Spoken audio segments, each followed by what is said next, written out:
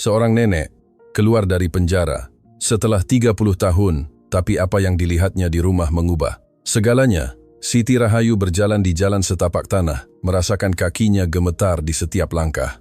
Setelah 3 dekade di balik jeruji besi, momen itu terasa seperti mimpi yang mustahil menjadi kenyataan. Pada usia 72 tahun, ia hanya membawa tas kain berisi sedikit barang-barang dan hati yang berat karena ketidakadilan yang menghancurkan hidupnya. Rumah itu muncul di ujung jalan setapak bagaikan sebuah visi yang menentang semua logika. Siti berhenti di tengah jalan, berkedip beberapa kali untuk memastikan ia tidak berhalusinasi. Properti yang ia harapkan akan ditemukan dalam reruntuhan itu berdiri kokoh, dengan kebun yang berbunga, jendela yang bersih, dan cat dinding yang lebih indah dari yang ia ingat. Ini tidak mungkin terjadi, gumamnya sambil mendekat perlahan. Pagar kayu telah diperbaiki. Ada pot-pot bunga di teras, dan bahkan sebuah kursi goyang yang tidak ada sebelumnya. Aroma melati menyeruak ke hidungnya, membawa kembali kenangan saat ia menanam tunas-tunas itu lebih dari 40 tahun yang lalu. Bagaimana mungkin semuanya begitu terawat? Suara pintu utama terbuka membuat Siti membeku. Seorang wanita muda berkulit sawo matang, sekitar 30 tahun, keluar dari rumah seolah-olah dia adalah pemiliknya. Dia mengenakan daster sederhana dan celemek bermotif bunga. Rambutnya diikat ekor kuda, dan dia tersenyum seolah sedang menunggu seseorang yang sangat disayangi. "Ibu Siti?" tanya gadis itu sambil menuruni tangga dengan cepat. "Siapa kamu? Apa yang kamu lakukan di rumahku?" Siti mundur selangkah, menggenggam tali tasnya erat-erat. "Nama saya Ayu, tapi semua orang memanggil saya Ayu. Saya putri Bapak Hartono, tetangga Anda." Wanita muda itu berhenti beberapa meter jauhnya, menghormati ruang pribadi wanita tua itu. "Beliau meminta saya untuk menjaga semuanya sampai ibu kembali." "Hartono?" Siti merasakan dadanya sesak, tapi dia selalu kasar padaku. Dia hidup mengeluh tentang kebisingan, mengatakan aku tidak ada harganya. "Tidak, Bu, ayah, saya selalu berbicara baik tentang ibu." Dia bercerita bahwa ibu dituduh melakukan sesuatu yang tidak ibu lakukan. Ayu mendekat sedikit, mengulurkan tangannya sebagai isyarat damai. Siti menatap tangan muda dan mulus itu, sangat berbeda dari tangannya sendiri yang ditandai oleh tahun-tahun sulit di penjara. "Di mana Hartono?" tanyanya tanpa menyambut uluran tangan itu. "Beliau meninggal 5 tahun yang lalu, Ibu Siti. Sebelum pergi, beliau meninggalkan instruksi yang sangat jelas, agar saya menjaga rumah ibu persis seperti semula. Setiap bulan saya datang ke sini, membersihkan semuanya, menyiram tanaman, mengecat apapun yang perlu dicat." Siti merasakan air mata memedihkan matanya, tetapi ia menahannya dengan kuat. Ia tidak bisa menunjukkan kelemahan di depan orang asing, meskipun orang itu terlihat ramah. "Maksudmu, selama 5 tahun kamu merawat rumah orang asing?" Ketidakpercayaan terdengar jelas dalam suaranya. "Ibu bukan orang asing. Ayah saya mengajari saya tentang ibu sejak saya masih kecil. Dia bilang ibu adalah salah satu orang paling pekerja keras dan jujur yang dia kenal. Dia bilang ketika ibu kembali, ibu akan menemukan semuanya seperti saat ibu meninggalkannya." Ayu menunjuk ke arah rumah, mengundang Siti untuk masuk. Wanita tua itu ragu untuk waktu yang lama, menatap fasad yang ia kenal di luar kepala, tetapi kini terasa seperti bagian dari realitas paralel. "Bagaimana dia tahu aku akan kembali?" gumamnya. "Dia selalu tahu. Katanya, kebenaran punya cara untuk muncul, meskipun terlambat." Siti mengambil langkah pertama menuju teras, merasa seolah-olah ia sedang berjalan dalam mimpi.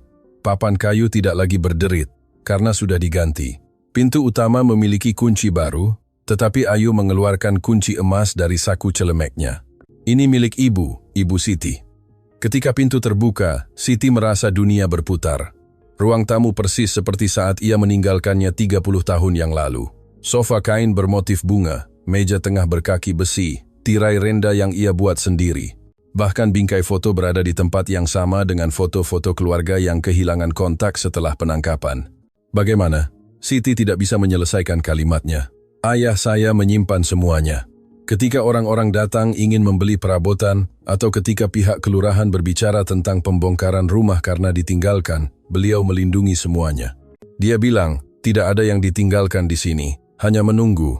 Siti masuk perlahan, menyentuh setiap objek seolah-olah itu suci. Kursi tempat ia biasa membaca masih memiliki bantal bordir yang ia buat untuk hari ibu. Rak buku dengan buku-buku resepnya tetap utuh. Di meja dapur, bahkan ada vas berisi bunga segar. "Kamu membawa bunga-bunga ini hari ini?" Tanyanya sambil menunjuk bunga aster putih. Saya membawa bunga segar setiap minggu. Ayah, saya bilang, ibu selalu punya bunga di rumah. Ayu membuka kulkas, menunjukkan bahwa kulkas itu diisi dengan makanan segar. Di atas kompor, sepanci sayur lodeh sedang dimasak, memenuhi rumah dengan aroma yang membangkitkan kenangan mendalam di jiwa Siti. Saya pikir ibu akan tiba hari ini, jadi saya menyiapkan makanan. Ayu tersenyum malu-malu. Saya tidak tahu apakah rasanya seperti yang ibu suka, tapi saya mencoba mengikuti resep dari buku catatan yang saya temukan di laci. Siti membuka laci yang ditunjukkan Ayu, dan di sana ada buku resep lamanya dengan tulisan tangan saat ia masih menjadi ibu rumah tangga muda. Halaman-halamannya menguning, tetapi terawat dengan baik. Kamu membaca resepku? Pertanyaan itu keluar lebih kasar dari yang Siti maksudkan. Maaf, saya tidak bermaksud mengintip. Hanya saja, ketika ayah saya sakit, dia meminta saya untuk belajar memasak seperti ibu agar rumah ini tidak kehilangan jiwanya. Pendengar yang budiman, jika Anda menikmati cerita ini, luangkan waktu untuk meninggalkan like Anda dan terutama berlangganan saluran ini. Itu sangat membantu kami yang baru memulai sekarang. Melanjutkan, Siti menuju kamar tidur utama, mendorong pintu dengan takut akan apa yang akan ia temukan. Tempat tidur tertata dengan spray bunga yang sama. Lemari pakaian tampak utuh, bahkan ada pakaian lamanya yang tergantung di gantungan baju. Di meja rias, botol-botol parfum lamanya tetap berjejer. Beberapa bahkan masih berisi cairan di dalamnya. Bahkan kamu menyimpan parfumku, katanya sambil mengambil botol kaca hijau yang dihadiahkan suaminya pada ulang tahun pernikahan pertama mereka. Ayah saya mengajarkan bahwa barang-barang seorang wanita itu suci, terutama ketika dia tidak ada di sana untuk merawatnya. Siti duduk di tempat tidur, merasakan kelembutan kasur yang sama yang ia kenal dengan baik. Rasanya seolah-olah 30 tahun terakhir telah terhapus, seolah-olah ia baru saja pulang dari perjalanan. "Di mana kamu tinggal, Ayu?" tanyanya. "Di rumah lama ayah di seberang jalan. Kecil, tapi cukup untuk saya." "Kamu punya keluarga, suami, anak-anak?" "Tidak, saya sendirian sejak ayah meninggal. Beliau membesarkan saya sejak bayi. Beliau menemukan saya di panti asuhan ketika saya berusia 2 tahun. Saya tidak pernah mengenal keluarga kandung saya." Ayu duduk di kursi kamar tidur, menjaga jarak yang hormat. Ada sesuatu dalam cara dia berbicara tentang ayahnya yang membuat Siti penasaran. Pria yang dia ingat adalah pria yang serius, selalu cemberut. Dia mengeluh ketika dia menjemur pakaian terlalu pagi, atau ketika ayam-ayam membuat kebisingan. "Ayahmu tidak pernah menikah?" "Tidak. Dia bilang dia sudah menemukan cinta dalam hidupnya, tapi orang itu tidak pernah mengetahuinya." "Dan siapa orang itu?" Ayu mengalihkan pandangannya, tersipu. "Dia tidak pernah memberitahu saya namanya." Siti merasakan getaran aneh. Ada sesuatu dalam cara Ayu berbicara yang membangkitkan kecurigaan yang meresahkan. Hartono selalu melajang, selalu hidup sendirian di rumah kecil sederhana di seberang jalan. Sekarang dia mengetahui bahwa pria itu telah mengadopsi seorang anak perempuan dan mendedikasikan bertahun-tahun merawat rumah seorang tetangga. "Ayu, apakah kamu yakin ayahmu tidak meninggalkan pesan apapun untukku? Surat? Catatan?" "Ya, beliau meninggalkan." Ayu bangkit dengan cepat. "Ada di nakas ibu, di laci bawah. Beliau bilang, ibu harus membacanya ketika ibu sudah siap." Siti membuka laci yang ditunjukkan dan menemukan amplop kuning dengan namanya tertulis dalam tulisan kursif. Tangannya gemetar saat memegangnya. "Saya akan meninggalkan ibu sendirian," kata Ayu sambil menuju pintu. "Jika ibu butuh sesuatu, saya akan ada di rumah di depan. Makanannya hampir siap, hanya perlu mematikan api sebentar lagi." Ketika Ayu keluar, Siti ditinggalkan sendirian di ruangan yang tidak ia lihat selama 3 dekade. Semuanya sama, tetapi ia adalah orang yang sama sekali berbeda. Wanita muda yang telah pergi dari sana untuk tidak pernah kembali, telah berubah menjadi wanita tua yang ditandai oleh tahun-tahun ketidakadilan. Dia membuka amplop dengan hati-hati, memperlihatkan beberapa lembar kertas yang ditulis tangan. Tulisan tangannya rapi, setiap kata dipilih dengan perhatian. "Guadalupeku tersayang, surat itu dimulai. Jika kamu membaca ini, itu berarti kamu akhirnya kembali ke rumah. Aku meminta maaf karena tidak pernah memiliki keberanian untuk berbicara ketika kamu masih di sini, tapi aku selalu tahu kamu tidak bersalah." Siti merasakan jantungnya berdetak kencang. Hartono tahu tentang ketidakbersalahannya. "Bagaimana? Di tahun-tahun pertama setelah kamu pergi, aku mencoba mengumpulkan bukti dari apa yang sebenarnya terjadi. Aku menemukan hal-hal yang akan mengejutkanmu, tetapi yang pada akhirnya akan menunjukkan kebenaran. Uang yang hilang dari perusahaan suamimu tidak dicuri olehmu. Itu Hendrik Wijaya, rekan kerjanya, yang merencanakan semuanya untuk menyalahkanmu. Tangan Siti gemetar begitu hebat, hingga ia hampir menjatuhkan surat itu. Hendrik Wijaya adalah sahabat almarhum suaminya, Rahmat. Keduanya menjalankan perusahaan kecil bahan bangunan bersama-sama yang makmur selama tahun 80-an. Ketika Rahmat meninggal karena serangan jantung pada usia 45 tahun, ia ditinggalkan untuk mengurus bagiannya dari bisnis. Saat itulah mereka menemukan kekurangan 2 miliar di rekening perusahaan. Hendrik menunjukkan dokumen yang menunjukkan transfer bank dengan tanda tangannya. Siti bersumpah bahwa ia tidak pernah menandatangani surat-surat itu, tetapi ahli forensik menyimpulkan bahwa tanda tangan itu asli. Tanpa bisa membuktikan ketidakbersalahannya dan tanpa uang untuk pengacara swasta, ia dihukum 30 tahun penjara. Hendrik memalsukan tanda tanganmu, lanjut surat Hartono. Dia memiliki akses ke dokumen-dokumen lama yang kamu tanda tangani dan berhasil menyalin tulisan tanganmu dengan sempurna. Aku menemukan ini ketika dia mabuk di sebuah warung, 2 tahun setelah pengadilanmu, dan membual tentang bagaimana dia telah menipu semua orang. Siti bangkit dari tempat tidur, berjalan di sekitar ruangan berputar-putar. Jika Hartono tahu ini selama bertahun-tahun, mengapa ia tidak pernah pergi ke pengadilan? Mengapa ia tidak pernah mencoba membantunya? Aku mencoba membawa informasi ini kepada pihak berwenang. Surat itu menjawab pertanyaannya seolah-olah Hartono bisa membaca pikirannya. Tapi aku hanya seorang buruh pensiunan, tanpa pendidikan, dan Hendrik sudah menjadi orang yang kuat di kota. Tidak ada yang percaya padaku. Mereka bilang aku mengarang cerita.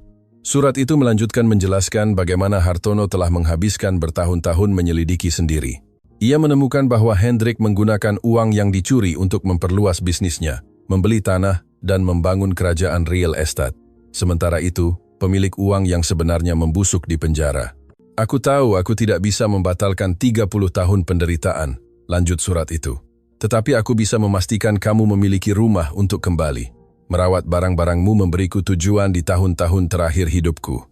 Setiap kali aku menyiram tanamanmu, aku merasa seolah-olah aku merawatmu entah bagaimana. Air mata akhirnya mengalir bebas di wajah Siti. Pengungkapan bahwa setidaknya ada satu orang di dunia yang percaya pada ketidakbersalahannya menyentuh tempat di hatinya yang telah tertutup selama beberapa dekade. Aku mengadopsi Ayu ketika dia berusia 2 tahun karena aku ingin memberinya cinta yang tidak pernah bisa kuperlihatkan kepadamu. Dia tumbuh mendengarkan cerita tentang tetangga pemberani yang diperlakukan tidak adil dan menjadi wanita muda yang luar biasa yang memiliki hati sebesar hatimu. Tolong, izinkan dia menjadi putri yang takdir tidak pernah memberi kita kesempatan untuk membesarkannya bersama. Siti menjatuhkan surat itu dan berlari ke jendela. Di seberang jalan, Ayu sedang menjemur pakaian di jemuran, bersenandung lagu lama. Itu adalah adegan yang begitu domestik, begitu normal, yang terasa seperti milik dunia yang bukan miliknya. Dia mencintaiku, gumamnya pada dirinya sendiri. Pemahaman itu datang seperti pukulan di perut. Selama bertahun-tahun bertetangga, Hartono bersikap kasar dan jauh karena dia tidak tahu bagaimana menunjukkan perasaannya. Pria dari generasinya tidak dibesarkan untuk mengekspresikan emosi, terutama kepada wanita yang sudah menikah. Siti kembali ke surat itu, mencari kata-kata terakhir Hartono. Jika kamu ingin mencari keadilan, aku meninggalkan semua bukti yang berhasil kukumpulkan dalam kotak di bawah tempat tidurmu. Tetapi jika kamu hanya ingin hidup damai di tahun-tahun yang tersisa di depanmu, aku juga akan mengerti. Kamu sudah terlalu banyak menderita. Yang penting adalah kamu tahu bahwa kamu tidak pernah sendirian. Seseorang selalu percaya padamu. Seseorang selalu mencintaimu, meskipun dari jauh. Hartono. Siti berlutut di lantai dan mencari di bawah tempat tidur.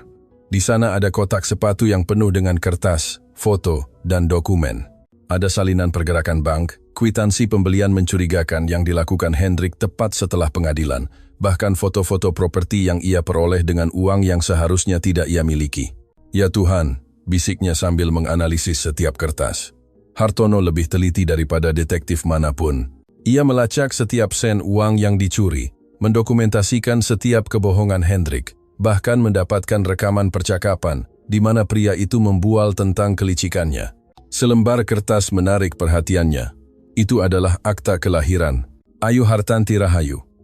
Rahayu adalah nama belakang Siti. Hartono telah memberikan nama belakangnya kepada putri angkatnya. Ibu Siti? Suara Ayu datang dari ruang tamu. Makanannya sudah siap. Mau saya sajikan di meja? Siti dengan cepat menyimpan kertas-kertas itu di dalam kotak dan keluar dari kamar. Ayu telah menata meja dengan piring-piring terbaik di rumah yang hanya ia gunakan pada acara-acara khusus. Ada nasi, sayur lodeh, tempe mendoan, dan opor ayam yang aromanya persis seperti yang biasa ia masak. "Bagaimana kamu belajar memasak seperti ini?" tanyanya sambil duduk di meja. "Ayah saya mengajari saya. Dia tahu semua resep ibu di luar kepala." "Bagaimana dia tahu?" Ayu tersipu lagi. "Dia selalu memperhatikan aroma yang datang dari dapur ibu. Dia bilang ketika ibu memasak, seluruh jalan menjadi lebih bahagia." Mereka makan dalam keheningan selama beberapa menit. Makanan itu lezat, dibumbui persis sesuai selera Siti. Mustahil seseorang bisa meniru masakannya dengan begitu sempurna secara kebetulan. "Ayu, apakah ayahmu meninggalkan hal lain untukmu? Petunjuk tentang apa yang harus dilakukan setelah aku kembali?" "Ya, beliau meninggalkan." Ayu berhenti makan. "Dia bilang jika ibu ingin ditemani, saya bisa terus datang ke sini untuk membantu dengan rumah dan dapur. Tetapi jika ibu lebih suka sendirian, saya akan menghormatinya dan hanya mampir untuk melihat apakah semuanya baik-baik saja." "Dan apa yang kamu sukai?" "Saya lebih suka tinggal." Jawaban itu keluar begitu cepat hingga Ayu terkejut oleh kejujurannya sendiri.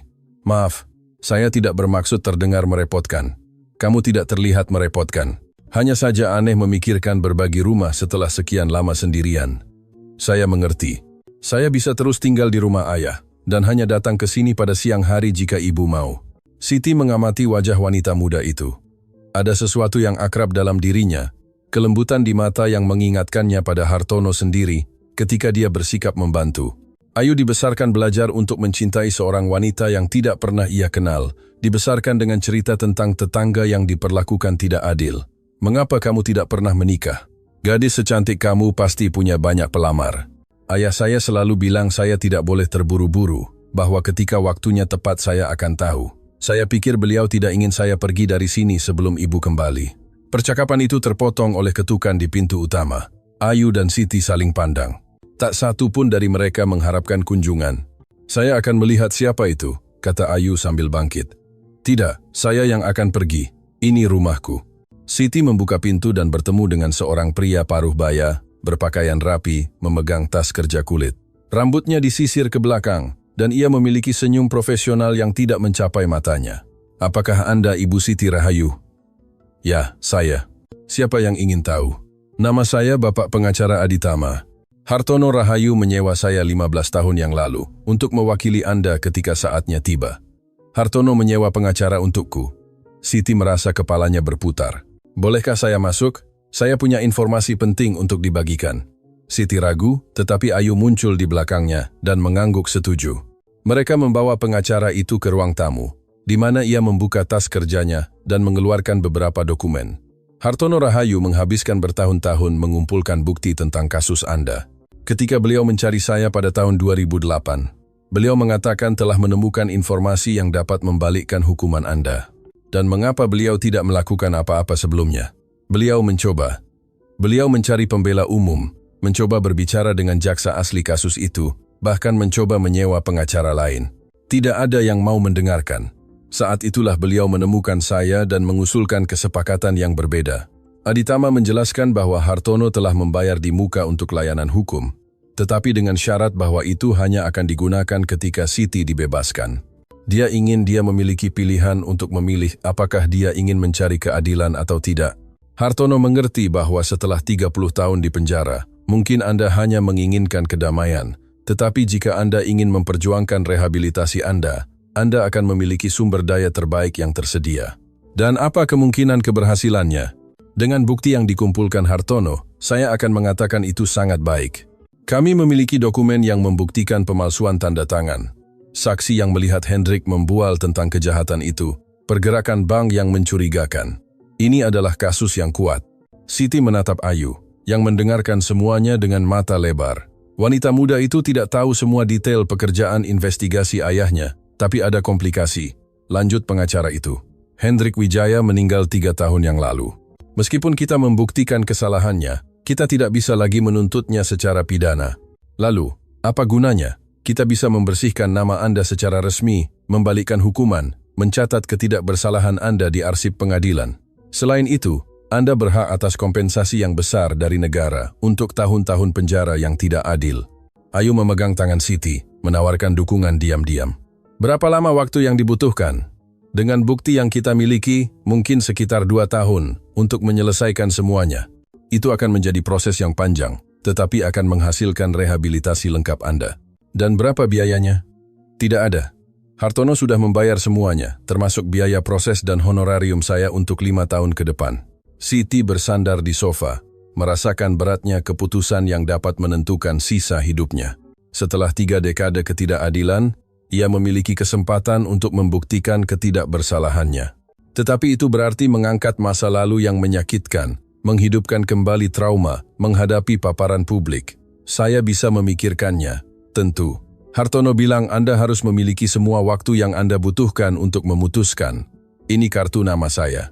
Kapanpun Anda ingin berbicara, telepon saja. Setelah pengacara itu pergi, Siti dan Ayu duduk dalam keheningan di ruang tamu. Beratnya pengungkapan hari itu membuat sulit untuk memproses begitu banyak informasi. Ibu Siti, boleh saya mengajukan satu pertanyaan? Boleh. Apa ibu benar-benar tidak tahu ayah saya menyukai ibu? Siti berpikir untuk waktu yang lama sebelum menjawab. Bapak Hartono selalu sangat tertutup.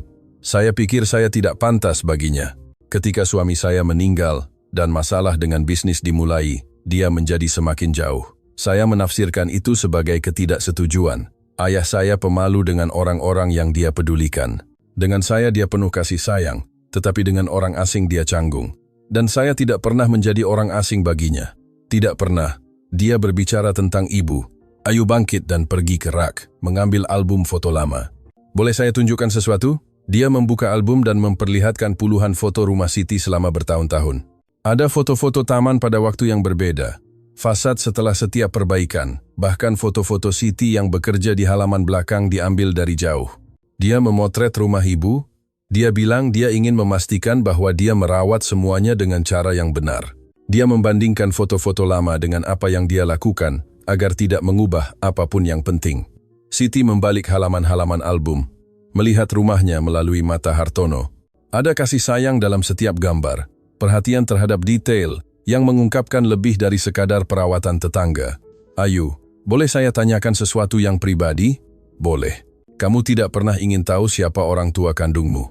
Ayu menutup album dan memegangnya di dada. Ayah kandung saya adalah Hartono. Dia membesarkan saya, mencintai saya, mengajari saya semua yang saya tahu. Orang tua biologis hanya memberi saya kehidupan, tetapi yang memberi saya cinta adalah dia. Tapi kamu tidak pernah penasaran. Saya pernah memikirkannya, terutama ketika saya remaja. Tapi ayah saya selalu bilang keluarga bukanlah darah, itu adalah pilihan. Dia memilih saya. Saya memilih dia, yang lainnya tidak penting. Siti merasakan sedikit kekaguman atas kedewasaan wanita muda itu. Ayu dibesarkan dengan nilai-nilai yang kuat, meskipun tumbuh tanpa sosok ibu. Bagaimana ayahmu menjelaskan tentang aku? Apa yang dia ceritakan? Dia bilang ibu adalah wanita yang sangat kuat, yang bekerja keras untuk menjaga rumah setelah kehilangan suaminya. Dia bilang ibu membuat jajanan pasar terbaik di jalan dan selalu berbagi dengan tetangga ketika seseorang mengalami kesulitan. Dia benar-benar mengatakan itu? Ya. Dan dia juga bilang, ketika ibu tersenyum, harinya menjadi lebih indah. Kata-kata Ayu menyentuh tempat yang dalam di hati Siti. Selama bertahun-tahun di penjara, ia telah meyakinkan dirinya sendiri bahwa tidak ada yang akan merindukannya, bahwa ketidakhadirannya tidak akan membuat perbedaan bagi siapapun. Ayu, menurutmu haruskah aku menuntut negara, mencoba membersihkan namaku secara resmi? Saya tidak tahu, Ibu Siti. Itu adalah keputusan yang sangat pribadi. Tetapi jika itu saya pikir saya ingin semua orang tahu kebenarannya. Meskipun itu akan membawa paparan, wartawan, orang-orang berbicara tentang kasus ini. Ibu sudah melalui yang terburuk, apalagi yang bisa mereka lakukan. Siti mempertimbangkan kata-kata Ayu. Wanita muda itu sebagian benar, tetapi ada juga aspek yang tidak bisa dia mengerti. Setelah bersembunyi di balik jeruji besi selama beberapa dekade, ide paparan publik sangat menakutkan. Pendengar yang budiman, jika Anda menikmati cerita ini, luangkan waktu untuk meninggalkan like Anda dan terutama berlangganan saluran ini. Itu sangat membantu kami yang baru memulai sekarang. Melanjutkan, di hari-hari berikutnya, Siti mencoba beradaptasi dengan rutinitas kebebasan. Ayu datang setiap pagi untuk membantu di rumah, membawa bahan-bahan segar dan kemauan untuk berbincang. Perlahan-lahan, keduanya mengembangkan persahabatan berdasarkan memori bersama Hartono. Siti menemukan bahwa Ayu bekerja sebagai penjahit, membuat pakaian berdasarkan pesanan untuk wanita di kota. Itu adalah pekerjaan yang memungkinkan jam kerja yang fleksibel dan bisa dia lakukan di rumah. Hartono telah membiayai kursus profesional agar dia memiliki profesi, selalu memikirkan masa depan putri angkatnya. Dia memikirkan segalanya, ya, komentar Siti suatu hari, mengamati Ayu memperbaiki keliman di mesin jahit portabelnya. Ayah saya sangat detail.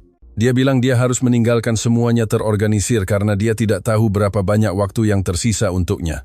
Dia sakit, jantungnya lemah selama bertahun-tahun. Dia tahu dia tidak akan hidup lama. Itu sebabnya dia berlomba melawan waktu untuk menyelesaikan semuanya sebelum pergi. Ayu berhenti menjahit dan melihat keluar jendela ke rumah tempat dia dibesarkan. Di bulan-bulan terakhir, dia begadang untuk menulis. Dia bilang dia meninggalkan instruksi agar saya tahu bagaimana merawat semuanya setelah dia. Instruksi macam apa? Tentang cara merawat rumah ibu. Berapa banyak uang yang harus disisihkan setiap bulan untuk pengeluaran. Di mana menemukan harga terbaik untuk cat dan bahan perbaikan. Bahkan, tentang cara menanam bunga yang ibu sukai. Siti tersentuh, membayangkan Hartono menghabiskan malam-malam terakhirnya, menyiapkan manual perawatan untuk rumah yang bukan miliknya, untuk seorang wanita yang mungkin tidak akan pernah kembali. Ayu, boleh saya lihat instruksi-instruksi itu? Tentu, semuanya tersimpan di rumah saya. Sore itu, keduanya menyeberang jalan untuk mengunjungi rumah tempat Ayu dibesarkan. Itu adalah bangunan sederhana dengan 2 kamar, ruang tamu, dapur, dan halaman kecil, tetapi terawat dengan baik. Dinding-dindingnya dipenuhi foto-foto Ayu pada usia yang berbeda, selalu di samping Hartono. Dia mendokumentasikan seluruh masa kecil saya, kata Ayu sambil menunjuk foto-foto. Dia bilang kenangan adalah hal paling penting yang bisa dimiliki seseorang. Ayu pergi ke lemari dan mengeluarkan folder yang diorganisir dengan lusinan lembar tulisan tangan. Itu adalah instruksi rinci tentang setiap aspek pemeliharaan rumah Siti, ditulis dengan tulisan tangan Hartono yang cermat. Untuk menjaga kebun Siti selalu indah, tertulis di bagian atas halaman, siram mawar setiap Selasa dan Jumat pagi, tetapi hanya jika tidak hujan sehari sebelumnya. Pupuk dengan pupuk kompos setiap 3 bulan, jika ada tanaman yang mati, tanam kembali segera, agar dia tidak merindukannya saat dia kembali. Ada instruksi tentang kapan harus mengecat setiap bagian rumah, merek cat apa yang harus digunakan, cara memperbaiki kebocoran, bahkan tentang cara menjaga pakaian di lemari bebas dari ngengat. Dia benar-benar mencintaiku, gumam Siti sambil membalik-balik halaman. Dan ibu, apakah ibu sempat mencintainya? Pertanyaan itu mengejutkan Siti. Ia tidak pernah membiarkan dirinya memikirkan hal itu selama bertahun-tahun di penjara. Hartono hanyalah tetangga yang pemarah, latar belakang dalam kehidupan sebelumnya. Saya tidak memperhatikannya dengan cara itu. Saya terlalu fokus untuk bertahan hidup setelah saya kehilangan suami saya. Tapi sekarang, mengetahui semua yang dia lakukan. Siti mempertimbangkan pertanyaan itu dengan jujur. Hartono yang dia temukan melalui surat dan instruksi sangat berbeda dari pria yang dia kenal sebagai tetangga. Dia baik, perhatian, mampu mencintai, yang mendalam, dan abadi. Sekarang saya berharap saya mengenal Hartono yang sebenarnya. Ibu mengenalnya. Dia hanya takut untuk mendekat. Ayu menunjukkan kepada Siti kamar tempat dia dibesarkan. Itu kecil, tetapi nyaman. Dengan tempat tidur sederhana, lemari, dan meja tempat dia mengerjakan tugas sekolah. Di dinding ada bordiran dengan kalimat, "Cinta sejati itu sabar." Siapa yang membuat bordiran ini? Saya. Ketika saya berusia 16 tahun, ayah saya bilang kalimat itu merangkum semua yang ingin dia ajarkan kepada saya tentang cinta. Apakah dia merujuk pada cintanya padaku? Saya pikir begitu. Dia selalu bilang mencintai seseorang berarti menginginkan yang terbaik untuk orang itu, meskipun orang itu tidak tahu kamu ada. Siti duduk di tempat tidur, merasakan beratnya pengungkapan itu. Selama 30 tahun. Sementara dia merana di penjara berpikir tidak ada yang peduli. Ada seorang pria di seberang jalan mendedikasikan seluruh hidupnya untuk melestarikan ingatannya. Ayu, menurutmu apakah aku egois karena ragu menuntut negara? Hartono berusaha keras untuk mengumpulkan bukti-bukti itu. Saya tidak berpikir itu egoisme. Saya pikir itu adalah ketakutan. Takut apa? Takut bahwa bahkan membuktikan ketidakbersalahan ibu, orang-orang masih akan menghakimi ibu. Takut bahwa perhatian yang akan datang dengan proses itu akan lebih buruk daripada kedamaian yang ibu miliki sekarang. Ayu tepat sasaran. Siti takut bahwa bahkan dengan ketidakbersalahannya terbukti, ia akan selamanya membawa stigma mantan narapidana. Orang-orang akan selalu berbisik ketika dia lewat, akan selalu ada keraguan. Dan jika saya memutuskan untuk tidak menuntut, menurutmu apakah aku akan mengecewakan kenangan ayahmu? Tidak. Ayah saya ingin ibu memiliki pilihan. Dia mengumpulkan bukti agar keputusan itu menjadi milik ibu, bukan miliknya. Malam itu Siti kesulitan tidur di tempat tidur lamanya. Rumah itu sunyi, tetapi pikirannya dipenuhi dengan pikiran tentang masa depan. Untuk pertama kalinya dalam beberapa dekade, ia memiliki kendali atas keputusannya sendiri. Pagi berikutnya, Ayu datang lebih lambat dari biasanya, membawa keranjang telur segar dan dengan ekspresi khawatir. "Ada apa?" tanya Siti. "Tadi malam beberapa orang berbincang di alun-alun tentang kembalinya ibu. Saya mendengar hal-hal yang tidak saya sukai. Hal-hal macam apa? Mereka bilang seorang kriminal seharusnya tidak hidup bebas di kota, bahwa ibu seharusnya tetap di penjara sampai akhir hayat ibu." Siti merasakan perutnya mual. Ia tahu saat itu akan datang, tetapi ia tidak mengharapkannya secepat ini. Siapa yang mengatakan itu? Orang tua yang ingat kasus ibu. Rupanya Hendrik sangat disayangi di kota. Ia membangun banyak rumah, menciptakan lapangan kerja, membantu beberapa keluarga dan tentu saja tidak ada yang mau percaya bahwa ia adalah seorang pencuri. Tepat sekali. Lebih mudah untuk percaya bahwa ibu adalah yang bersalah. Ayu duduk di meja dapur tempat Siti sedang minum kopi. "Ibu Siti, saya pikir ibu harus berbicara dengan Bapak pengacara Aditama." "Mengapa?" "Karena tetap diam hanya akan membuat orang-orang itu terus menyebarkan kebohongan. Jika ibu membuktikan ketidakbersalahan ibu secara publik, mereka harus menelan kata-kata mereka. Atau mereka akan menjadi lebih marah. Mungkin, tetapi setidaknya kebenaran akan dicatat selamanya." Siti mempertimbangkan kata-kata Ayu. Wanita muda itu memiliki perspektif yang berbeda, kurang ditandai oleh ketakutan dan lebih fokus pada keadilan. "Ayu, jika saya memutuskan untuk menuntut, apakah kamu akan berada di pihakku selama proses itu?" "Tentu saja. Ibu tidak sendirian. Bahkan mengetahui bahwa ini juga dapat membawa masalah bagimu. Orang-orang mungkin mengkritikmu karena mendukungku. Biarkan mereka berbicara. Saya dibesarkan mendengarkan kebenaran. Saya tidak akan mengubah pikiran karena gosip."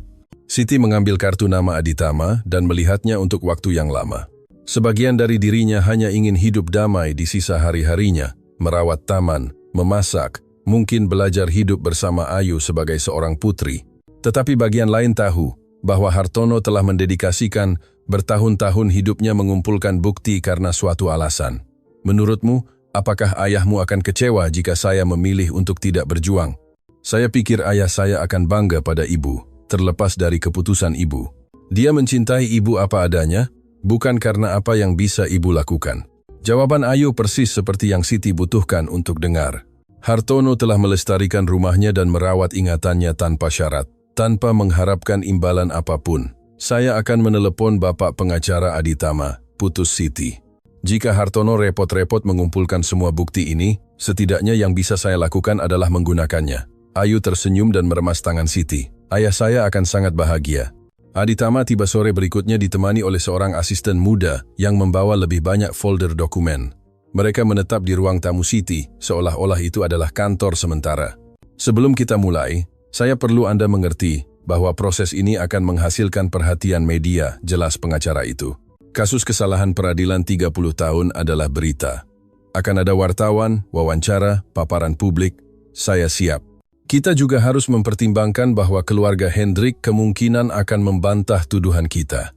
Mereka memiliki banyak kerugian jika kesalahannya terbukti." "Bantahan macam apa?" "Mereka bisa menuduh bahwa bukti itu dibuat-buat, bahwa Hartono memiliki motif pribadi untuk menjebak Hendrik, bahwa saksi tidak dapat dipercaya." Ayu mendekat ke meja tempat mereka berbincang. "Tapi buktinya kuat kan?" "Ya, kuat, tetapi pengacara yang kompeten selalu menemukan celah untuk dieksploitasi. Ini akan menjadi pertempuran." Siti menarik napas dalam-dalam. Setelah menghadapi 30 tahun penjara yang tidak adil, pertempuran hukum terasa hampir tidak signifikan. "Berapa banyak waktu yang kita miliki untuk menyiapkan segalanya?" "Sekitar 3 bulan untuk mengatur dokumentasi dan mengajukan permohonan peninjauan kembali. Setelah itu, prosesnya dapat memakan waktu 1 hingga 2 tahun untuk disimpulkan." Dan apa langkah pertama? Kita perlu mengajukan petisi peninjauan kriminal. Saya akan menggunakan semua bukti yang dikumpulkan Hartono, ditambah beberapa perizinan baru yang bisa saya minta. Pengacara itu membuka salah satu folder dan menunjukkan dokumen yang diketik. Ini adalah pengakuan Hendrik yang direkam, dilakukan secara rahasia oleh Hartono. Ini adalah bukti terkuat kita. Pengakuan yang direkam, Siti terkejut. Hartono meluangkan waktu untuk merekam percakapan di mana Hendrik mengakui telah memalsukan tanda tangan. Rekaman itu tidak akan berlaku jika Hendrik masih hidup karena dibuat tanpa persetujuan, tetapi sebagai bukti anumerta dalam kasus peninjauan dapat diterima. Ayu dan Siti mendengarkan fragmen rekaman itu. Itu adalah suara Hendrik yang tidak salah lagi, sedikit mabuk, membual tentang bagaimana dia berhasil menjebak janda yang tidak nyaman itu. Bagaimana Hartono mendapatkan rekaman ini? Menurut catatannya, beliau mengundang Hendrik untuk minum kopi dan meninggalkan perekam tersembunyi di meja. Hendrik mabuk dan mulai berbicara lebih dari yang seharusnya. Dan mengapa Hartono tidak pernah menggunakan ini sebelumnya? Karena dia tahu, dia akan membutuhkan lebih banyak bukti untuk dianggap serius. Satu rekaman terisolasi bisa dibantah sebagai palsu atau dikeluarkan dari konteks. Aditama menunjukkan dokumen lain. Pergerakan bank yang membuktikan bahwa Hendrik memiliki akses ke rekening perusahaan, sampel tanda tangan yang mengungkapkan pola pemalsuan, bahkan pernyataan dari orang-orang yang mendengar Hendrik membual tentang skema itu. Hartono lebih kompeten daripada banyak detektif profesional, komentar asisten pengacara itu. Dia punya motivasi pribadi, kata Ayu. Ketika seseorang yang kamu cintai menderita ketidakadilan, kamu menemukan kekuatan yang bahkan tidak kamu ketahui kamu miliki. Siti menandatangani semua dokumen yang diperlukan untuk memulai proses. Itu adalah momen lega dan teror pada saat yang sama. Ia akhirnya akan memiliki kesempatan untuk membuktikan ketidakbersalahannya. Tetapi, ia juga harus menghidupkan kembali momen-momen terburuk dalam hidupnya. Satu hal terakhir, kata Aditama, sebelum pergi, saya sarankan Anda menghindari berbicara dengan wartawan sampai prosesnya lebih maju. Pernyataan apapun dapat digunakan untuk melawan kita. Dan jika mereka mencari saya, berikan kontak saya, dan biarkan saya berbicara untuk Anda. Setelah pengacara itu pergi, Siti dan Ayu ditinggalkan sendirian di ruang tamu. Dikelilingi oleh gema keputusan yang telah dibuat. Bagaimana perasaan ibu? Tanya Ayu. Takut dan lega pada saat yang sama. Siti bersandar di sofa. Aneh rasanya memiliki harapan setelah sekian lama. Ayah saya selalu bilang harapan adalah hal terakhir yang mati dalam diri seseorang. Dan bagaimana jika saya kalah? Bagaimana jika bahkan dengan semua bukti ini saya tidak berhasil membersihkan nama saya? Maka setidaknya ibu sudah mencoba, dan itu sudah lebih dari yang ibu miliki sebelumnya. Ayu bangkit dan pergi ke dapur, kembali dengan 2 cangkir teh chamomile. Ibu Siti, boleh saya katakan sesuatu yang mungkin terdengar aneh? Boleh, saya senang ibu masuk penjara. Siti hampir menjatuhkan cangkir tehnya. Bagaimana bisa? Jika ibu tidak pergi, ayah saya tidak akan pernah mengadopsi saya. Dia melakukannya karena dia ingin merawat seseorang, karena dia tidak bisa merawat ibu. Dalam arti yang terdistorsi, penjara ibu memungkinkan saya memiliki seorang ayah. Siti tidak pernah memikirkan hal itu dengan cara itu. Tragedinya telah menjadi asal-usul kebahagiaan Ayu. Menurutmu mungkinkah hal-hal buruk terjadi agar hal-hal baik bisa lahir dari mereka? Ayah saya selalu bilang, Tuhan menulis lurus dengan garis bengkok. Mungkin cerita ibu bukan hanya tentang ketidakadilan. Mungkin ini tentang menciptakan keluarga yang tidak akan pernah ada sebaliknya, sebuah keluarga. Kita berdua, ibu kehilangan keluarga lama ibu. Saya tidak pernah mengenal keluarga kandung saya, tetapi sekarang kita saling memiliki. Kata-kata Ayu menyentuh Siti secara mendalam. Selama beberapa dekade ia hanya fokus pada kerugian, kehilangan kebebasan, martabat, masa muda. Tetapi mungkin ada juga keuntungan yang baru sekarang ia berhasil lihat. Ayu, bagaimana kalau kita mulai memanggil satu sama lain ibu dan anak? Ayu menjatuhkan cangkir teh dan berlari memeluk Siti. Saya akan meminta itu, tapi saya tidak punya keberanian. Ayahmu memberi kita satu sama lain. Setidaknya yang bisa kita lakukan adalah menghormati hadiah yang dia tinggalkan. Malam itu, untuk pertama kalinya dalam beberapa dekade, Siti merasa menjadi bagian dari keluarga lagi. Ayu tidur di kamar tamu dan keduanya berbincang hingga larut malam tentang rencana masa depan, tentang cara menata ulang rumah untuk mengakomodasi keduanya, tentang cara menghadapi tantangan yang akan datang bersama-sama. Pagi berikutnya, Siti terbangun dengan suara Ayu bersenandung di dapur. Itu adalah lagu lama, salah satu lagu yang dinyanyikan ibu kepada anak-anak untuk menidurkan mereka. Hartono telah mengajarkan Ayu lagu-lagu yang biasa disenandungkan Siti saat memasak puluhan tahun yang lalu. "Selamat pagi, Nak," kata Siti sambil memasuki dapur. "Selamat pagi, Ibu." Keduanya tersenyum. Memanggil satu sama lain dengan gelar baru masih terasa aneh, tetapi terasa benar. Sarapan terputus oleh kedatangan mobil yang tidak dikenal. Melalui jendela mereka melihat seorang pria dan seorang wanita paruh baya turun dari sedan hitam dan berjalan menuju rumah. "Siapa mereka?" gumam Ayu. "Saya akan lihat." Siti membuka pintu sebelum mereka mengetuk. Pria itu berusia sekitar 50 tahun. Ia mengenakan setelan mahal dan ekspresi bermusuhan. Wanita itu sedikit lebih muda, berpakaian rapi, tetapi dengan mata merah seolah-olah dia menangis. "Apakah Anda Siti Rahayu?" tanya pria itu. "Ya, saya. Ada yang bisa saya bantu?" "Nama saya Dion Wijaya. Ini istri saya, Lisa. Kami adalah anak-anak Hendrik Wijaya." Perut Siti mual. Ia berhadapan muka dengan anak-anak pria yang menghancurkan hidupnya. "Saya dengar Anda mencoba mencoreng nama ayah kami," lanjut Dion dengan nada mengancam. Ayu muncul di belakang Siti, menawarkan dukungan diam-diam. "Saya tidak mencoba mencoreng apapun, saya hanya mencari kebenaran." "Kebenaran?" Lisa berbicara untuk pertama kalinya dengan suara tercekat. "Kebenaran adalah ayah kami membangun setengah dari kota ini. Ia memberi pekerjaan kepada ratusan keluarga. Dan sekarang Anda ingin menghancurkan keluarga kami dengan kebohongan." "Itu bukan kebohongan," kata Siti, menjaga suaranya tetap tenang. "Buktikan," tantang Dion. "Saya akan membuktikannya di pengadilan dengan cara yang benar." "Dengarkan baik-baik," Dion mendekat, menyerbu ruang pribadi Siti. "Ayah kami mungkin tidak ada di sini untuk membela diri, tetapi kami ada, dan kami tidak akan membiarkan mantan narapidana menghancurkan nama keluarga Wijaya." Ayu melangkah maju, berdiri di antara Dion dan Siti. "Anda mengancam ibu saya." "Ibumu?" Dion memandang Ayu dari atas ke bawah. "Keluarga macam apa yang bersatu yang kalian bentuk? Lebih bersatu dari milikmu, tampaknya," balas Ayu. Lisa mulai menangis lebih deras. "Keluarga kami bahagia sebelum semua cerita ini terungkap lagi. Mengapa Anda tidak bisa hidup saja dan meninggalkan kami sendirian?" Siti merasakan sedikit belas kasihan untuk anak-anak Hendrik. Mereka tumbuh dengan mempercayai seorang ayah yang heroik, dan sekarang mereka menemukan bahwa ia mungkin seorang kriminal. "Lisa, saya mengerti bagaimana perasaan kalian.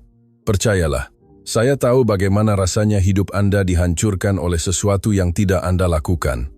Anda dihukum oleh pengadilan," kata Dion. "Ayah kami tidak pernah dihukum, karena dia tidak hidup untuk menghadapi konsekuensi kejahatannya."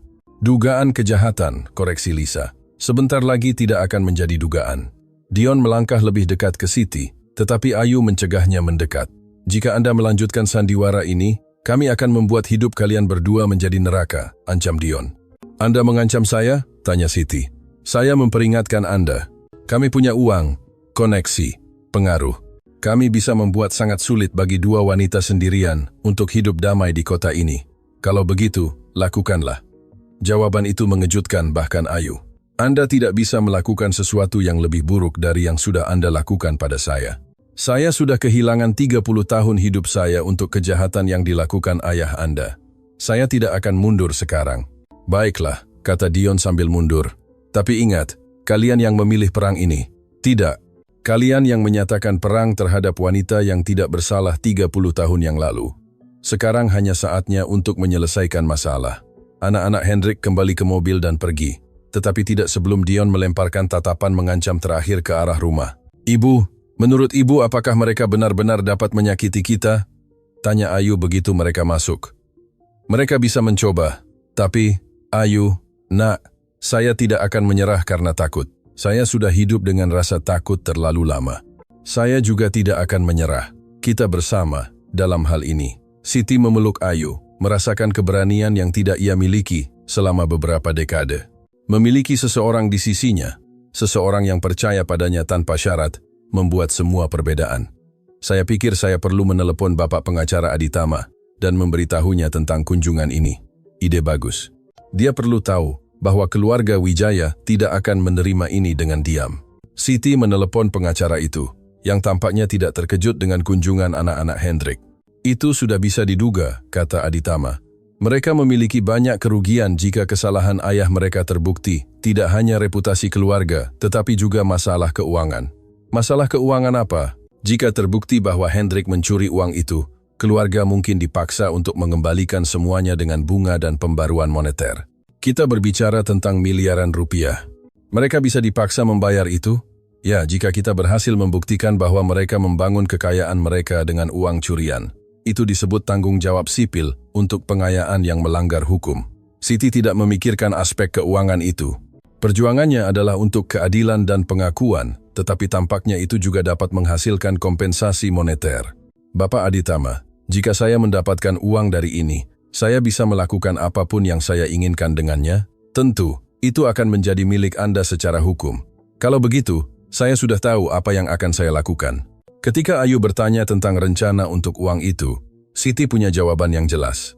Jika saya menerima kompensasi apapun, saya akan menggunakannya untuk menciptakan pusat dukungan bagi orang-orang yang keluar dari penjara, tempat di mana mereka dapat tinggal sambil memulai kembali hidup mereka.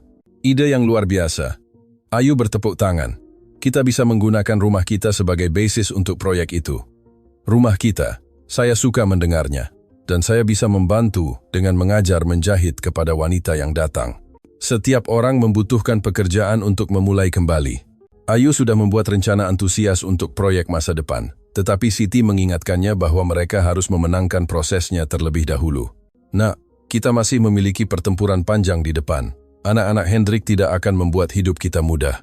Biarkan mereka mencoba. Kita memiliki kebenaran di pihak kita. Kepercayaan diri Ayu menular, tetapi Siti tahu bahwa wanita muda itu tidak sepenuhnya memahami kekuatan yang dapat dilakukan keluarga kaya dan berpengaruh di kota kecil. Di hari-hari berikutnya, tekanan dimulai secara halus. Tukang roti, yang selalu menjual roti kepada Ayu, mengatakan ia memiliki masalah pasokan dan tidak bisa lagi melayaninya. Pemilik toko kelontong kurang langsung, tetapi secara signifikan menaikkan harga produk yang biasa ia beli. Ada sesuatu yang terjadi, kata Ayu, saat kembali dari pusat kota dengan tas yang hampir kosong. Orang-orang memperlakukan saya berbeda. Apa yang mereka katakan padamu? Tidak ada secara langsung, tetapi saya merasakan tatapan, bisikan, seolah-olah saya menular. Siti menghela napas. Ia tahu betul jenis tekanan sosial itu. Selama proses aslinya, sebelum ditangkap, ia telah mengalami isolasi yang sama. Ayu, mungkin kamu harus pergi sebentar. Mengunjungi kerabat di kota lain sampai ini berlalu. Saya tidak akan meninggalkan ibu sekarang, ibu.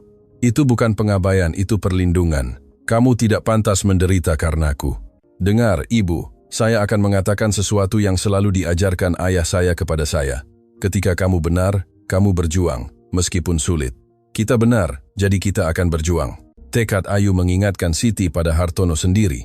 Dia juga keras kepala ketika dia memutuskan sesuatu. Dia juga menghadapi kesulitan untuk membela apa yang dia yakini benar. Ayahmu membesarkan anak yang sangat berani. Dia membesarkan anak yang belajar dari contoh ibu. Ayah saya tidak pernah meninggalkan ibu, dan saya tidak akan melakukannya sekarang. Tekanan sosial meningkat di hari-hari berikutnya. Ayu dipecat dari pekerjaannya sebagai penjahit di bengkel lokal. Mereka beralasan pemotongan biaya, tetapi dia adalah salah satu karyawan paling kompeten. Apoteker mulai membutuhkan waktu yang sangat lama untuk melayani pesanan apapun yang dia buat. Bahkan di gereja, orang-orang mengalihkan pandangan ketika dia masuk. Ini mulai konyol, kata Ayu saat kembali dari perjalanan yang membuat frustrasi ke apotek. Saya butuh 2 jam untuk membeli obat sakit kepala sederhana. Ayu, tekanan ini hanya akan memburuk. Saya khawatir mereka akan mulai melakukan hal-hal yang lebih buruk. Seperti vandalisme, ancaman langsung, mungkin bahkan kekerasan. Menurutmu apakah mereka mampu melakukan itu? Ketika orang-orang kuat merasa terancam, mereka mampu melakukan apa saja. Seolah-olah itu adalah nubuat. Pagi berikutnya, keduanya terbangun dengan suara pecahan kaca. Seseorang telah melemparkan batu ke jendela depan rumah selama dini hari. Ya Tuhan, gumam Ayu sambil melihat kaca yang tersebar di ruang tamu. Ada juga pesan yang ditulis di dinding depan. Kriminal tidak diterima. Siti merasakan darahnya mendidih. Ia telah menghadapi penjara yang tidak adil dengan martabat. Ia telah membangun kembali hidupnya dengan kesabaran. Tetapi ia tidak akan menerima serangan terhadap putri yang diberikan Hartono kepadanya. Cukup, katanya sambil mengambil telepon. Saya akan menelepon Bapak Pengacara Aditama. Pengacara itu tiba dalam waktu kurang dari 1 jam ditemani oleh seorang fotografer yang mendokumentasikan semua kerusakan. Kita akan mengajukan laporan polisi, kata Aditama. Ini menunjukkan bahwa mereka mencoba mengintimidasi Anda agar membatalkan prosesnya. Tapi apakah itu akan membantu? Tanya Ayu. Mungkin tidak menghasilkan penangkapan, tetapi itu memperkuat kasus kita. Itu menunjukkan bahwa ada orang yang tertarik untuk mencegah kebenaran terungkap. Bapak Aditama, berapa lama lagi kita harus mengajukan petisi kita? Kurang 2 minggu. Saya menyelesaikan detail terakhir dokumentasi. Dan setelah itu, berapa lama sampai kita mendapat jawaban? Pengadilan memiliki waktu hingga 6 bulan untuk menerima atau menolak permohonan peninjauan. Jika diterima, prosesnya bisa memakan waktu 2 tahun lagi. Ayu memegang tangan Siti. Itu bertahun-tahun, Ibu. Nak, setelah menunggu 30 tahun, saya bisa menunggu beberapa tahun lagi. Tapi tekanan sosial ini, menurut Ibu apakah kita bisa menahannya? Siti melihat sekeliling ruang tamu yang rusak, lalu menatap Ayu. Wanita muda itu takut, tetapi teguh. Ada sesuatu dalam sikapnya yang mengingatkannya pada Hartono ketika dia membuat keputusan sulit. Ayu, saya ingin kamu tahu bahwa kamu bisa membatalkan kapan saja. Saya bisa menghadapi ini sendirian. Tidak, Ibu. Saya sudah bilang kita bersama dalam hal ini. Bahkan mengetahui bahwa itu bisa menjadi lebih buruk. Bahkan mengetahui bahwa itu mungkin memakan waktu bertahun-tahun untuk diselesaikan, terutama karena itu. Jika mudah, siapapun akan melakukannya. Tetapi melakukan hal yang benar ketika sulit, itulah yang memisahkan orang yang berani dari pengecut. Siti memeluk Ayu, merasakan kebanggaan yang luar biasa pada putri yang diberikan takdir kepadanya. Ayahmu akan sangat bangga padamu. Ayah kita, koreksi Ayu. Dia adalah ayah bagi kita berdua dengan cara yang berbeda. Pendengar yang budiman, jika Anda menyukai cerita ini, luangkan waktu untuk meninggalkan like Anda dan terutama berlangganan saluran ini. Itu sangat membantu kami yang baru memulai sekarang. Melanjutkan, Aditama berhasil mempercepat proses protokol petisi. Dalam 1 minggu alih-alih 2, semua dokumentasi siap untuk diajukan ke pengadilan. Saya ingin Anda tahu bahwa ini adalah salah satu kasus yang didokumentasikan dengan baik yang pernah saya lihat, kata pengacara itu. Malam sebelum protokol, Hartono benar-benar melakukan pekerjaan yang luar biasa. Dan apa peluang nyata kita? Tanya Siti. Sulit bagi pengadilan untuk mengabaikan bukti yang begitu kuat. Saya akan mengatakan kita memiliki peluang 85% untuk mendapatkan peninjauan kembali hukuman. Dan 15% lainnya? Tanya Ayu. Selalu ada kemungkinan bahwa aspek teknis atau tekanan politik akan mengganggu prosesnya. Tekanan politik, keluarga Wijaya memiliki pengaruh di kota. Hendrik mendanai kampanye politik, memberikan sumbangan kepada institusi penting. Ada orang kuat yang mungkin lebih suka kebenaran tetap terkubur. Siti mengangguk. Ia tahu itu tidak hanya akan menjadi pertempuran hukum, tetapi juga politik dan sosial. Bapak Aditama, jika mereka mencoba ikut campur secara politik, apa yang bisa kita lakukan? Dokumentasikan semuanya, laporkan setiap penyimpangan, terus beritahu media. Transparansi adalah pertahanan terbaik kita melawan korupsi. Pada hari protokol, Siti dan Ayu bangun pagi. Mereka telah memutuskan bahwa mereka akan pergi bersama ke kantor pengadilan untuk menemani pengiriman dokumentasi. Ibu, apakah Ibu gugup? Tanya Ayu saat mereka bersiap-siap. Saya gugup. Tetapi ini adalah kegugupan yang berbeda dari yang saya rasakan di pengadilan pertama saya. Kali ini saya tahu saya benar. Dan kali ini Ibu tidak sendirian. Mereka berpakaian dengan pakaian terbaik mereka. Siti dengan gaun biru tua yang telah disesuaikan Ayu. Ayu dengan setelan sederhana yang menyampaikan keseriusan dan rasa hormat. Kantor pengadilan ramai ketika mereka tiba. Aditama menunggu mereka di pintu masuk, ditemani oleh asistennya dan seorang wartawan lokal yang tertarik pada kasus itu. Ini Rizal Akbar dari Surat Kabar Kota, perkenalan Aditama. Dia ingin membuat laporan tentang kasus ini. Ibu Siti, boleh saya ajukan beberapa pertanyaan? Kata wartawan itu. Tentu. Bagaimana perasaan Anda mengajukan permohonan peninjauan kembali setelah bertahun-tahun? Siti berpikir dengan hati-hati sebelum menjawab. Saya merasa berharap bahwa kebenaran akhirnya akan terungkap.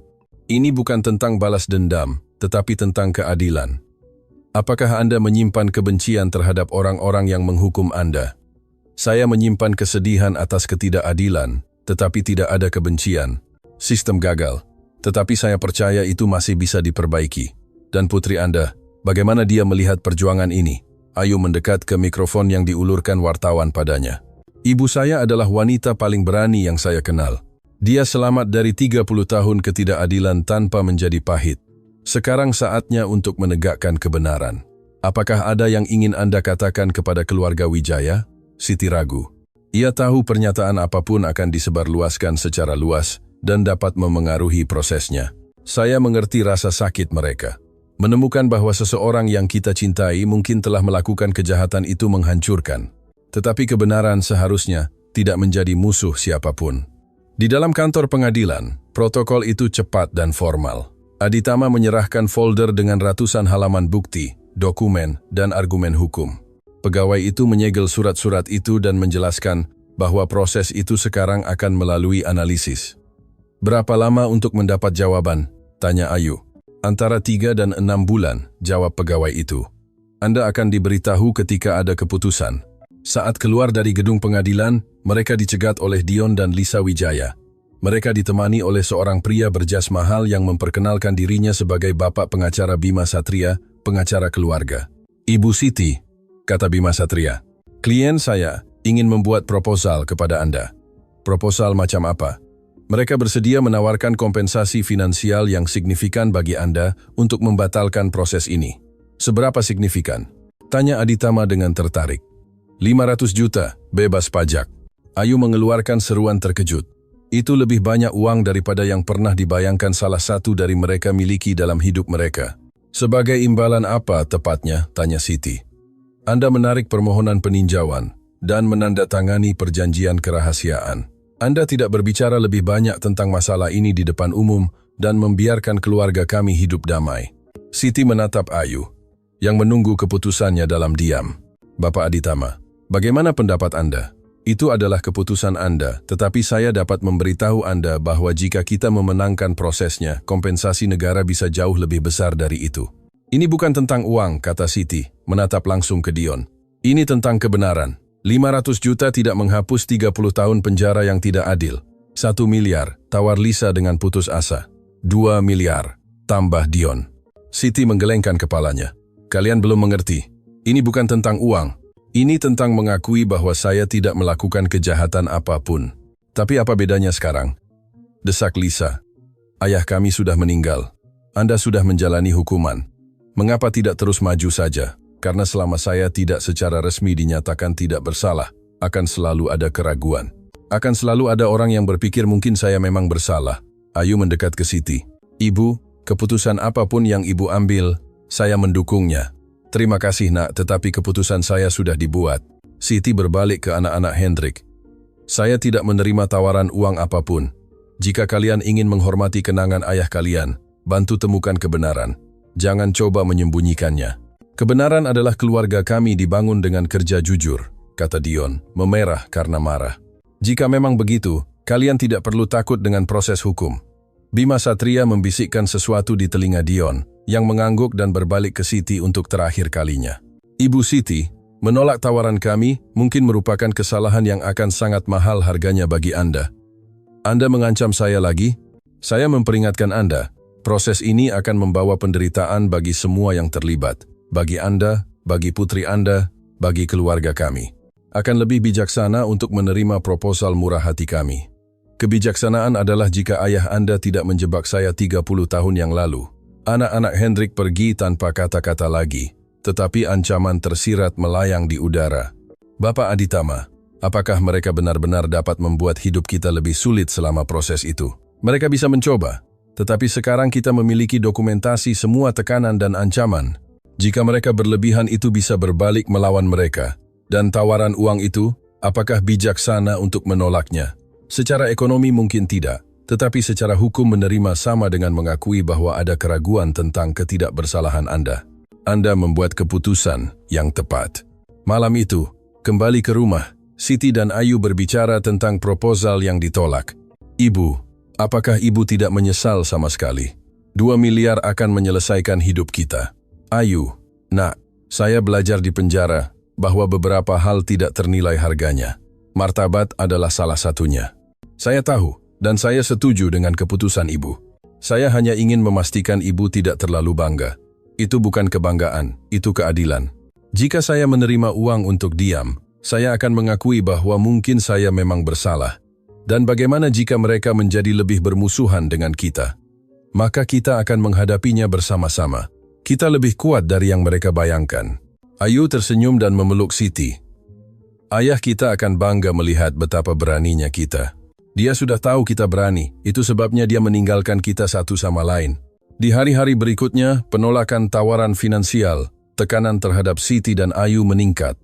Rumah itu dicat lagi, kali ini dengan kata-kata yang lebih ofensif. Seseorang membuang sampah di taman selama dini hari. Panggilan telepon anonim yang mengancam menjadi sering. Saya pikir kita perlu memikirkan langkah-langkah keamanan, kata Aditama selama kunjungan. Mereka meningkatkan intimidasi. Langkah-langkah macam apa? Kamera keamanan, kontak langsung dengan saya dalam kasus darurat, mungkin bahkan perlindungan polisi sementara. Menurut Anda, apakah mereka bisa beralih ke kekerasan fisik? Saya harap tidak. Tetapi orang-orang yang putus asa bisa tidak terduga. Ayu, yang mendengarkan percakapan itu, mengusulkan solusi yang berbeda. Bagaimana jika kita meminta bantuan tetangga yang selalu menjadi teman ayah saya? Tetangga mana? Tanya Siti. Ibu Tina, yang tinggal di sudut, dia selalu baik padaku. Dan Bapak Slamet, yang bekerja dengan ayah di konstruksi. Mungkin mereka setuju untuk mengawasi rumah kita. Layak dicoba. Setuju Aditama. Dukungan komunitas bisa lebih efektif daripada keamanan pribadi. Ayu pergi berbicara dengan tetangga terdekat, menjelaskan situasi dan meminta solidaritas. Yang mengejutkan, banyak yang bersedia membantu. Ibu Tina bilang dia selalu curiga pada Hendrik. Ayu bercerita saat kembali. Dia pikir dia menjadi kaya terlalu cepat setelah penangkapan ibu. Dan Bapak Slamet, dia ingat percakapan yang dia lakukan dengan ayah saya. Dia bilang ayah selalu berbicara tentang ibu dengan hormat dan tidak pernah percaya pada kesalahan ibu. Berapa banyak orang yang menawarkan bantuan? 6 keluarga. Mereka akan bergiliran mengawasi rumah kita selama waktu yang berbeda dalam sehari. Solidaritas tetangga membawa kelegaan yang tidak terduga bagi Siti. Menemukan bahwa ada orang di komunitas yang percaya pada ketidakbersalahannya lebih menghibur daripada tindakan keamanan profesional apapun. Ayu, sepertinya ayahmu bukan satu-satunya orang yang meragukan kesalahanku. Saya pikir banyak orang selalu ragu, tetapi tidak punya keberanian untuk berbicara. Sekarang setelah kita berjuang secara resmi, mereka merasa lebih aman untuk mengambil posisi. Perlindungan informal tetangga bekerja lebih baik dari yang mereka harapkan. Intimidasi malam hari berhenti total ketika menjadi jelas bahwa rumah itu diawasi. Panggilan telepon yang mengancam menurun drastis, tetapi tekanan tidak hilang, hanya berubah bentuk. Ayu mulai menerima tawaran pekerjaan di kota-kota lain, tawaran berupa baik yang akan mengharuskannya pindah segera. Ini aneh, komentarnya pada Siti. Saya tidak pernah menerima begitu banyak tawaran pekerjaan dalam hidup saya, dan semuanya mengharuskan saya pindah jauh dari sini. Itu adalah strategi untuk memisahkan kita. Mereka pikir jika kamu pergi, saya akan menjadi rentan dan membatalkan prosesnya. Ya, mereka salah. Saya tidak akan pergi kemanapun. Front tekanan baru terbuka ketika surat kabar lokal menerbitkan artikel tentang kasus itu. Laporan itu seharusnya netral, tetapi jelas mendukung versi keluarga Wijaya. Ada wawancara dengan orang-orang yang berbicara tentang perbuatan baik Hendrik, tentang bagaimana dia membantu kota tumbuh. Lihat betapa absurdnya, kata Ayu membaca surat kabar dengan keras. Keluarga tradisional menderita serangan tak berdasar dari orang dengan masa lalu kriminal. Mereka bahkan tidak menyebutkan bahwa tuduhan ibu memiliki bukti. Sudah bisa diduga, desah Siti. Surat kabar lokal mungkin menerima sponsor dari bisnis keluarga Wijaya. Tapi itu tidak adil. Orang-orang akan membaca ini dan percaya kita adalah penjahat dalam cerita ini. Nah, saya belajar bahwa kebenaran tidak membutuhkan propaganda. Itu berdiri sendiri. Tapi bagaimana jika ini memengaruhi pengadilan? Hakim dilatih untuk menganalisis bukti, bukan judul surat kabar. Terlepas dari kata-katanya yang percaya diri, Siti khawatir. Perang narasi memang bisa memengaruhi opini publik dan tekanan publik terkadang memengaruhi keputusan pengadilan. Aditama menyarankan strategi balasan. Bagaimana jika kita memberikan wawancara kepada media yang lebih besar? Jaringan televisi dari ibu kota, misalnya? Menurut Anda apakah itu bijaksana? Saya pikir kita perlu menyeimbangkan narasi.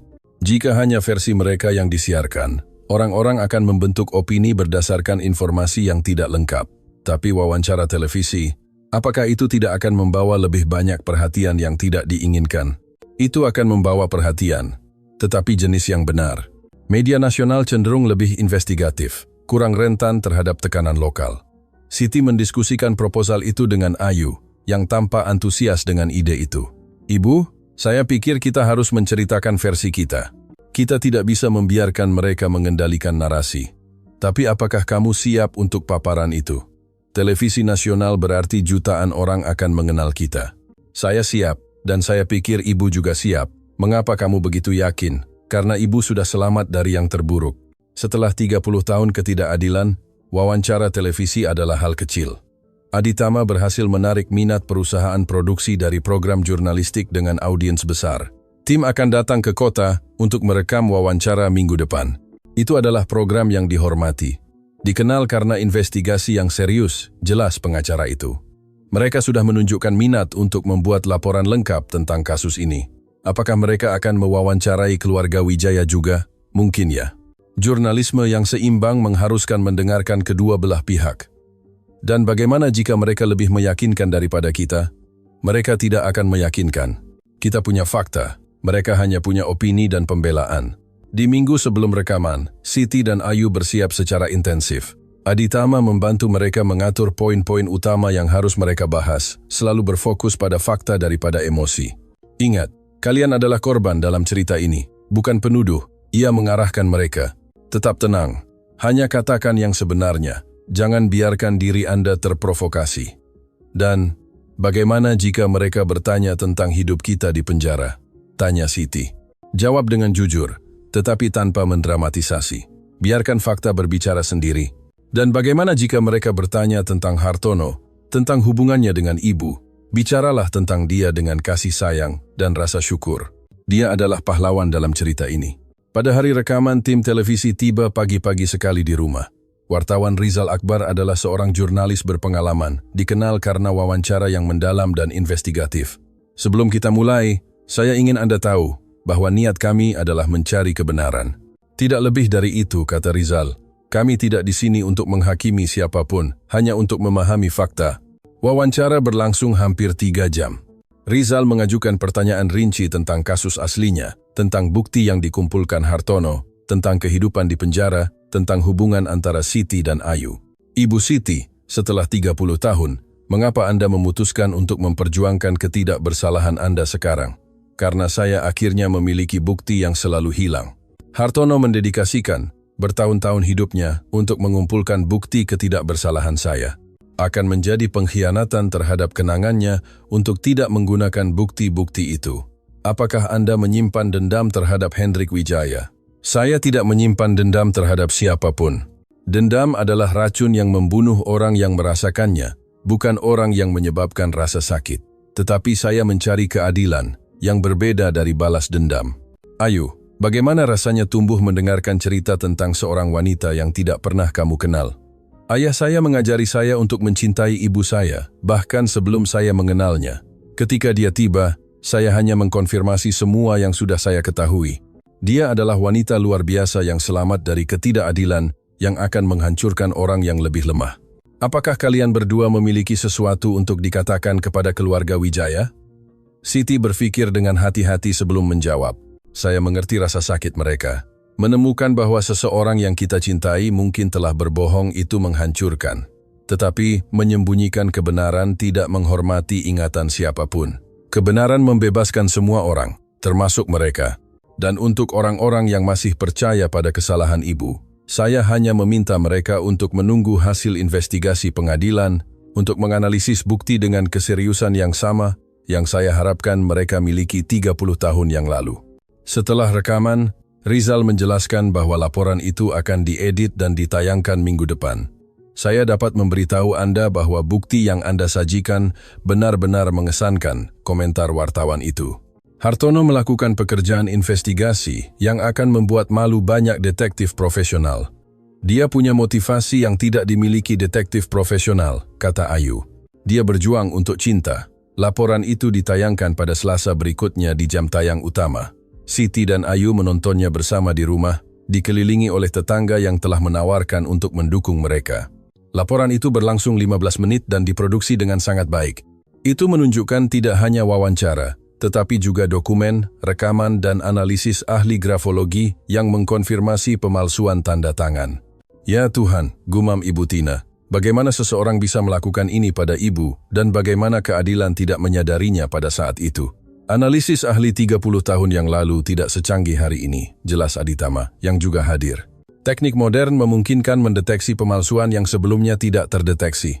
Di akhir laporan ada catatan yang menginformasikan bahwa keluarga Wijaya telah menolak memberikan wawancara, membatasi diri untuk mengirim catatan resmi yang menyangkal setiap penyimpangan. Mereka bahkan tidak punya keberanian untuk membela tuduhan mereka di depan umum, kata Ayu. Karena mereka tahu mereka tidak bisa membela diri, kata Siti. Dampak laporan itu segera dan signifikan. Keesokan harinya, telepon Siti berdering beberapa kali dengan panggilan dukungan. Orang-orang dari kota-kota lain yang melihat laporan itu mengirim surat solidaritas. Bahkan tetangga lokal yang sebelumnya menghindari Ayu mulai menyambutnya di jalan. Sungguh mengesankan bagaimana opini publik berubah dalam satu malam, komentar Ayu. Kebenaran memiliki kekuatan itu. Ketika disajikan dengan jelas, itu menaklukkan hati. Tetapi tidak semua dampaknya positif. Keluarga Wijaya bereaksi secara agresif terhadap paparan nasional. Dion muncul di rumah Siti sehari setelah laporan itu, terlihat sangat marah. Anda mendapatkan apa yang Anda inginkan, katanya tanpa menyapa. Anda mengubah keluarga kami menjadi skandal nasional. Kami tidak mengubah apapun, jawab Siti dengan tenang. Kami hanya menceritakan versi kami tentang fakta. Versi Anda menghancurkan reputasi seorang pria yang membangun setengah dari kota ini. Jika reputasinya hancur, itu karena tindakannya sendiri, bukan kata-kata kami. Ayu muncul di belakang Siti sekali lagi, menawarkan dukungan diam-diam. Dion, saya mengerti Anda putus asa, kata Siti dengan nada pengertian. Tetapi menyerang kami tidak akan mengubah fakta. Fakta apa? Dokumen yang mungkin telah dibuat-buat, rekaman yang mungkin telah diedit. Jika Anda benar-benar percaya itu, mengapa Anda tidak membawa versi itu kepada wartawan? Mengapa Anda menolak untuk memberikan wawancara? Dion tidak punya jawaban untuk pertanyaan itu. Dia terdiam selama beberapa detik sebelum meledak lagi. Ini tidak akan berakhir di sini. Ayah saya tidak bersalah, dan saya akan membuktikannya. Kalau begitu buktikan. Saya ingin sekali salah tentang ini. Percayalah. Bagaimana bisa? Menurutmu mudah bagiku untuk menerima bahwa saya kehilangan 30 tahun hidup saya untuk kejahatan yang bahkan tidak membawa keuntungan apapun bagi seseorang yang saya kenal. Akan jauh lebih menghibur untuk menemukan bahwa setidaknya orang yang menjebak saya adalah teman keluarga, bukan hanya seorang oportunis yang ambisius. Kata-kata Siti tampaknya memengaruhi Dion dengan cara yang tidak terduga. Untuk pertama kalinya dia tampaknya mempertimbangkan perspektifnya. Anda benar-benar percaya ayah saya melakukan ini? Dion, saya tidak ingin mempercayainya, tetapi bukti-bukti sangat jelas. Dan jika bukti-bukti itu salah, maka saya akan memaafkan ayahmu secara anumerta dan melanjutkan hidup saya. Tetapi jika mereka benar, saya berharap Anda menemukan cara untuk berdamai dengan itu. Dion berdiri di gerbang selama beberapa menit, jelas berjuang dengan pikiran yang bertentangan.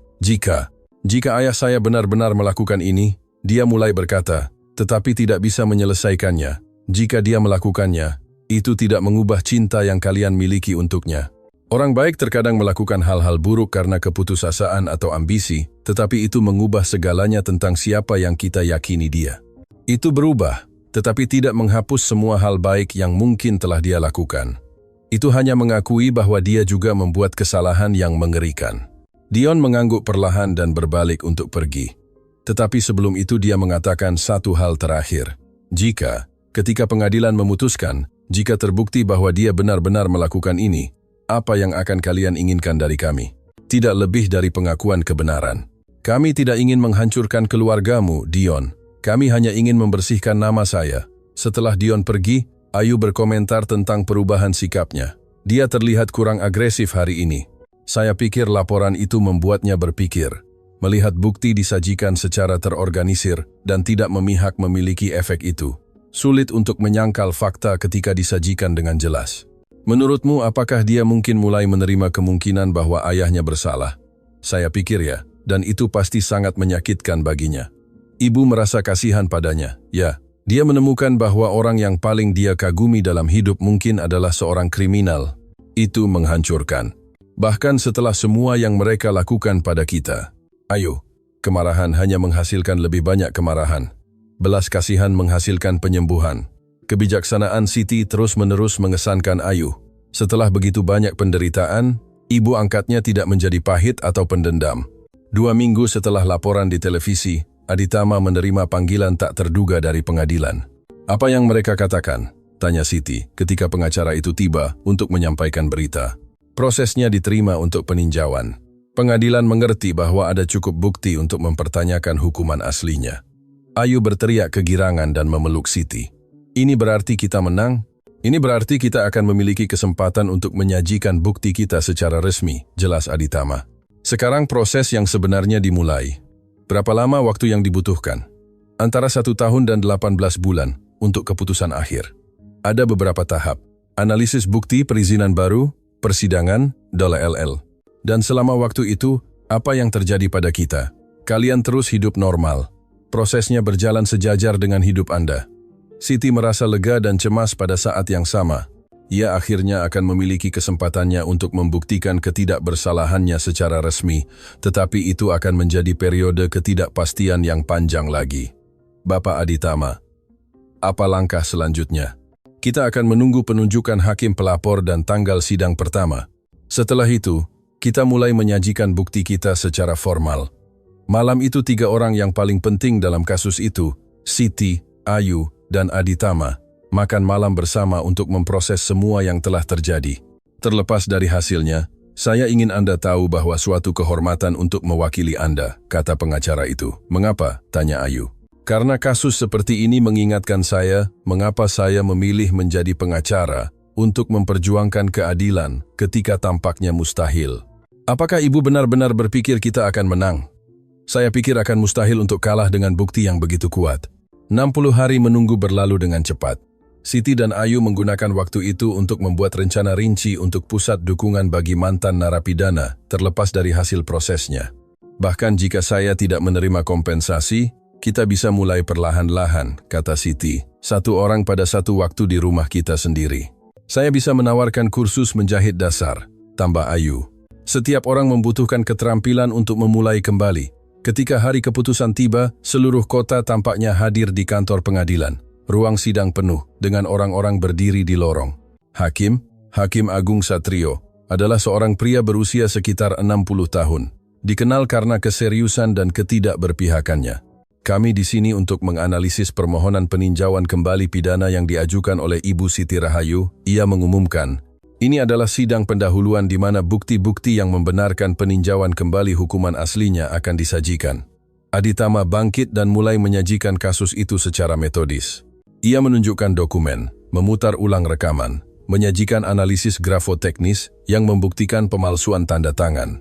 "Yang Mulia, bukti-bukti jelas menunjukkan bahwa hukuman Ibu Siti didasarkan pada dokumen yang dipalsukan oleh pelaku sebenarnya dari kejahatan itu," Hendrik Wijaya. Pengacara keluarga Wijaya mencoba membantah setiap bukti, tetapi argumentasinya tampak lemah di hadapan dokumentasi kuat yang disajikan. "Yang Mulia, tuduhan ini didasarkan pada dokumen yang mungkin telah dibuat-buat oleh seseorang yang tertarik untuk menjebak almarhum Hendrik Wijaya. Bisakah Anda menyebutkan apa minat itu?" tanya hakim. Hartono Rahayu memiliki minat romantis pada pemohon yang mungkin memotivasinya untuk menciptakan bukti palsu. Aditama segera bangkit. "Keberatan, Yang Mulia, bahkan jika ada minat romantis, itu tidak akan menjelaskan bagaimana Hartono bisa membuat rekaman dengan suara Hendrik Wijaya atau memalsukan dokumen bank resmi." "Keberatan diterima," putus hakim. "Lanjutkan dengan bukti konkret, bukan spekulasi tentang motivasi." Sidang berlangsung 4 jam.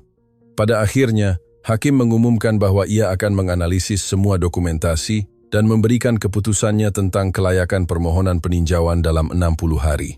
"Menurut Ibu bagaimana hasilnya?"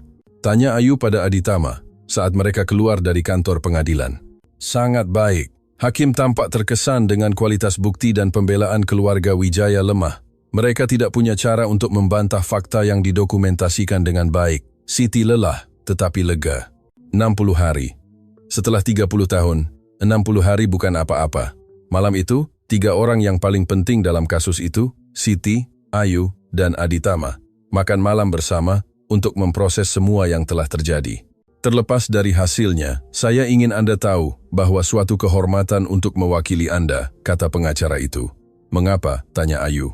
Karena kasus seperti ini mengingatkan saya mengapa saya memilih menjadi pengacara untuk memperjuangkan keadilan ketika tampaknya mustahil. Apakah ibu benar-benar berpikir kita akan menang? Saya pikir akan mustahil untuk kalah dengan bukti yang begitu kuat. 60 hari menunggu berlalu dengan cepat. Siti dan Ayu menggunakan waktu itu untuk membuat rencana rinci untuk pusat dukungan bagi mantan narapidana terlepas dari hasil prosesnya. Bahkan jika saya tidak menerima kompensasi, kita bisa mulai perlahan-lahan, kata Siti, satu orang pada satu waktu di rumah kita sendiri.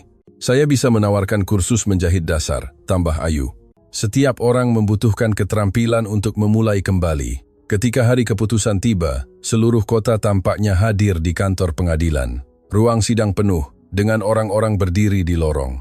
Hakim masuk tepat pukul 9 pagi membawa volume tebal kertas. Setelah analisis rinci dari semua bukti yang disajikan, ia memulai.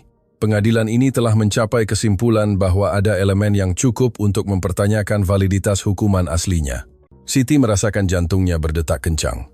Analisis ahli grafologi modern membuktikan secara tegas bahwa tanda tangan yang dikaitkan dengan pemohon dipalsukan. Rekaman yang disajikan, tunduk pada analisis teknis, adalah asli dan menunjukkan pengakuan yang jelas dari pelaku sebenarnya dari kejahatan itu. Ayu meremas tangan Siti. Selain itu, upaya baru-baru ini untuk menghalangi keadilan oleh keluarga Wijaya menunjukkan kesadaran bersalah. Hakim berhenti sejenak sebelum vonis akhir. Karena alasan ini, saya sepenuhnya mengabulkan permohonan peninjauan kembali pidana.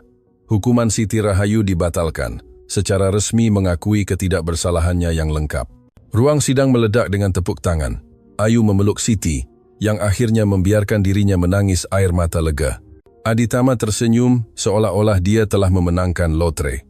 Selain itu, lanjut Hakim ketika ruang sidang tenang, saya memutuskan bahwa proses kompensasi untuk kesalahan peradilan harus dimulai, serta investigasi pidana atas kejahatan yang dilakukan Hendrik Wijaya dan upaya untuk menghalangi keadilan oleh ahli warisnya. Ketika mereka keluar dari kantor pengadilan, kerumunan pendukung menunggu di pintu, tetangga, wartawan, orang-orang yang mengikuti kasus itu di televisi. Bagaimana perasaan Anda dinyatakan tidak bersalah secara resmi? Tanya seorang wartawan. Saya merasa bebas, jawab Siti. Bebas dari rasa bersalah yang tidak pernah menjadi milik saya. Bebas dari beban dihakimi atas sesuatu yang tidak saya lakukan. Dan apa rencana Anda sekarang? Saya akan menggunakan kompensasi apapun yang saya terima untuk membantu orang lain yang melalui ketidakadilan yang sama dengan saya. Tidak ada seorang pun yang seharusnya kehilangan 30 tahun hidup untuk kejahatan yang tidak mereka lakukan. Ayu, bagaimana perasaanmu? Saya bangga pada ibu saya. Dia selamat dari 3 dekade ketidakadilan tanpa kehilangan kemanusiaan. Sekarang kita akan bekerja bersama agar orang lain memiliki kesempatan kedua. Malam itu, dalam privasi rumah mereka, Siti dan Ayu akhirnya bisa memproses besarnya apa yang telah terjadi. Sudah berakhir, kata Ayu. Ini benar-benar sudah berakhir. Ya nak, 30 tahun kemudian. Ini akhirnya berakhir. Apa yang akan kita lakukan besok? Pertama kita akan mengunjungi makam Hartono untuk berterima kasih atas semua yang dia lakukan untuk kita. Dan setelah itu kita akan mulai membangun masa depan yang dia impikan untuk kita. Pagi berikutnya, ibu dan anak berjalan ke kuburan kecil di kota. Makam Hartono sederhana, dengan batu nisan marmer di mana hanya tertulis Hartono Rahayu, seorang pria yang mencintai dalam diam. Siti berlutut di samping kuburan dan berbicara seolah-olah Hartono bisa mendengarnya. Terima kasih, kasihku. Terima kasih telah percaya padaku ketika saya sendiri telah kehilangan harapan. Terima kasih telah merawat rumahku, ingatanku, putri kita. Ayu berlutut di sampingnya. Terima kasih ayah, telah mengajariku bahwa cinta sejati adalah yang tidak mengharapkan imbalan apapun, telah memberiku seorang ibu, bahkan sebelum aku mengenalnya. Mereka tetap di sana hampir 1 jam dalam keheningan, masing-masing memproses dengan caranya sendiri rasa syukur yang mereka rasakan untuk pria yang telah memungkinkan momen penebusan itu. Ketika mereka bangkit untuk pergi, Siti melihat Ayu datang dengan karangan bunga lain. Saya pikir saya akan menemukanmu di sini, kata putri itu memeluk ibunya. Setiap tahun pada ulang tahun kepergiannya, saya merasa perlu datang ke sini berterima kasih. Saya juga datang untuk berterima kasih karena telah memberiku ibu terbaik di dunia. Dan saya datang untuk berterima kasih karena telah memberiku putri terbaik yang bisa saya impikan. Mereka meletakkan bunga di kuburan bersama-sama dan berjalan kembali ke rumah bergandengan tangan. Ibu, boleh saya tanyakan sesuatu? Selalu.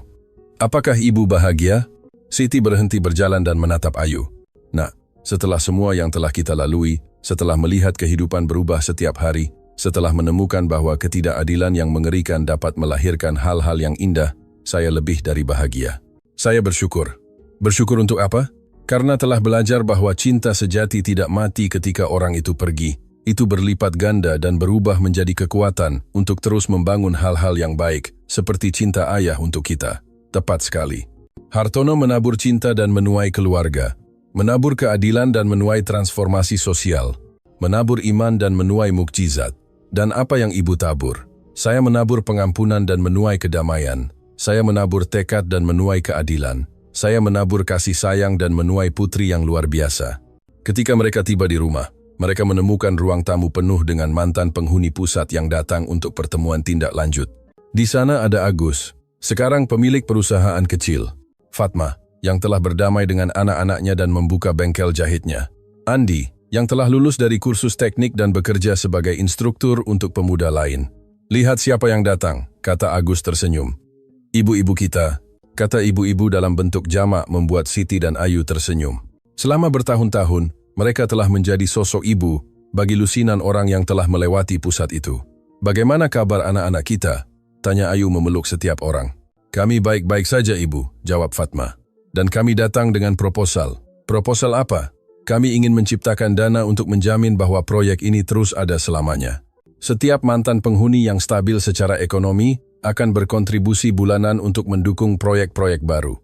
Itu ide yang luar biasa, kata Siti dengan emosi. Dengan begitu kita tidak hanya bergantung pada donasi eksternal, jelas Andi. Kita sendiri yang menjamin kelangsungan pekerjaan yang mengubah hidup kita. Itu adalah lingkaran penuh, kata Ayu. Siapa yang dibantu sekarang membantu orang lain. Tepat sekali. Begitulah yang Hartono inginkan. Malam itu, setelah semua tamu pergi, Siti dan Ayu duduk di teras menatap bintang-bintang. Ayu, menurutmu apakah cerita kita berakhir bahagia? Saya tidak berpikir cerita kita berakhir. Saya pikir itu berlanjut setiap hari dalam setiap kehidupan yang diubah. Dalam setiap orang yang menemukan harapan di mana ada keputusasaan. Kamu benar. Kisah cinta sejati tidak berakhir. Mereka berubah menjadi kisah cinta lainnya. Seperti kisah Hartono berubah menjadi kisah kita, dan bagaimana kisah kita akan berubah menjadi kisah orang-orang yang kita bantu. Indah memikirkannya seperti itu. Itu satu-satunya cara berpikir yang masuk akal setelah semua yang kita jalani. Ayu memegang tangan Siti. Ibu, tidak peduli berapa tahun lagi yang kita miliki di depan, saya ingin ibu tahu bahwa ini adalah tahun-tahun terbaik dalam hidup saya. Milikku juga, nak, milikku juga. Mereka tetap di sana sampai larut malam berbincang tentang rencana untuk proyek-proyek baru, mengingat momen-momen spesial dari tahun-tahun terakhir, bermimpi tentang semua kehidupan yang masih bisa mereka sentuh. Ketika mereka akhirnya masuk untuk tidur, Siti melewati kamar tempat semuanya dimulai. Masih ada laci tempat ia menemukan surat pertama Hartono. Masih ada tempat ia tidur di malam pertama kebebasannya. Masih ada jendela dari mana ia mengamati Ayu untuk pertama kalinya. Tapi sekarang ada lebih banyak lagi. Ada album foto dengan lusinan anak angkat. Ada surat terima kasih dari mantan penghuni. Ada diploma pengakuan pekerjaan sosial. Ada keluarga yang dibangun di atas fondasi cinta yang tidak pernah dinyatakan, tetapi yang berubah menjadi kekuatan pendorong revolusi yang sunyi. Sebelum tidur, Siti membisikkan doa syukur terakhir. Terima kasih Hartono, karena telah mencintai bahkan tanpa dibalas. Terima kasih telah percaya pada keadilan, bahkan ketika tampaknya mustahil. Terima kasih telah menanam benih yang berbunga di Taman Harapan. Dan begitulah wanita yang masuk penjara pada usia 42 tahun, membawa beban rasa bersalah yang bukan miliknya, kini tidur pada usia 80 tahun, membawa seringan hidup yang telah berubah menjadi instrumen transformasi bagi orang lain. Rumah yang dilestarikan Hartono selama 3 dekade telah menjadi rumah bagi ratusan orang. Cinta yang tidak pernah ia nyatakan telah berlipat ganda, menjadi cinta tanpa syarat bagi mereka yang paling membutuhkannya. Keadilan yang ia cari sendiri telah berubah menjadi gerakan sosial yang akan terus tumbuh jauh melampaui kehidupan mereka sendiri. Dan di suatu tempat, di bintang-bintang yang bersinar di atas desa pedalaman di Jawa Tengah, roh seorang pria sederhana yang mencintai dalam diam tersenyum, melihat bahwa benih cintanya telah berkecambah menjadi hutan harapan yang tidak akan pernah berhenti tumbuh. Akhir cerita. Sekarang, beritahu kami bagaimana pendapat Anda tentang kisah tentang mengatasi kesulitan dan kesempatan kedua ini. Menurut Anda, apakah mungkin mengubah ketidakadilan menjadi kekuatan untuk membantu orang lain? Bagikan pendapat Anda di kolom komentar dengan kata-kata yang tulus. Jika Anda pernah melalui masa-masa sulit, bagaimana Anda menemukan kekuatan untuk terus maju? Kami akan senang membaca pengalaman Anda. Terima kasih banyak atas kebersamaan Anda dalam perjalanan yang emosional ini. Jangan lupa tinggalkan like Anda dan berlangganan saluran ini untuk kisah-kisah yang lebih menyentuh hati.